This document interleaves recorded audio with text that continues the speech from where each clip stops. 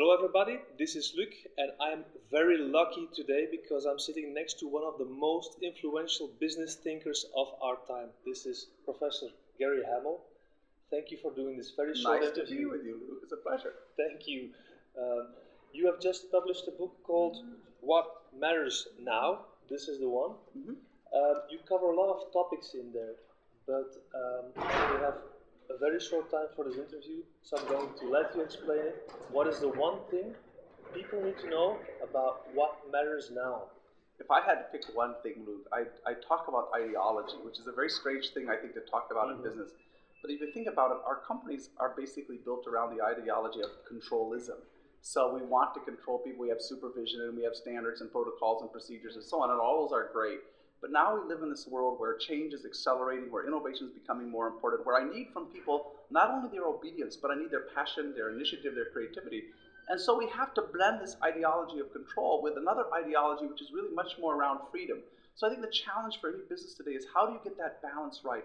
How do you have an organization that on one hand is a paragon of penny pinching efficiency, but on the other hand gives people the freedom to experiment, to dream, to try new ideas, to get capital, and build new things. And this is a very, very difficult tension to get right.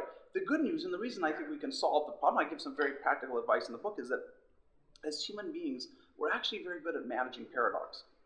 So on one hand, discipline and freedom seems like a paradox, and it is. But again, think about your role, for example, as a parent. If you have a young toddler, you're all the time, you have one, so you'll know that you are constantly managing the tension between love and discipline, right? And and sometimes you'll have a little kid will have a tantrum, you put them in the corner, but before you leave them, you also give them a hug.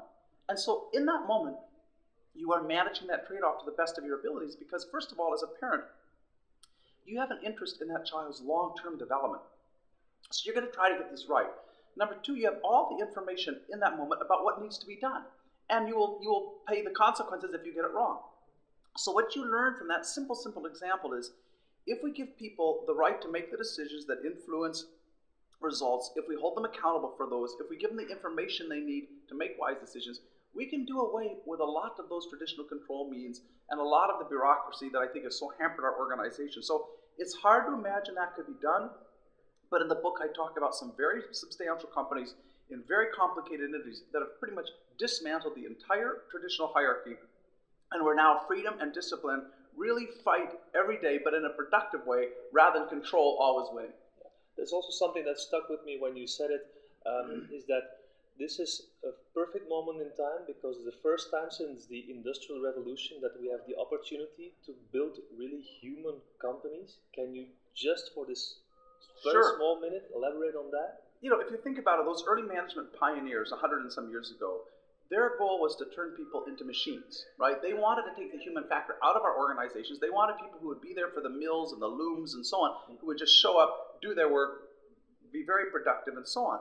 And so that was the industrial economy. Well, we've moved from the industrial economy to the knowledge economy, the service economy. Now we're in the creative economy, where what really drives value creation is those higher order human capabilities of initiative and imagination and passion.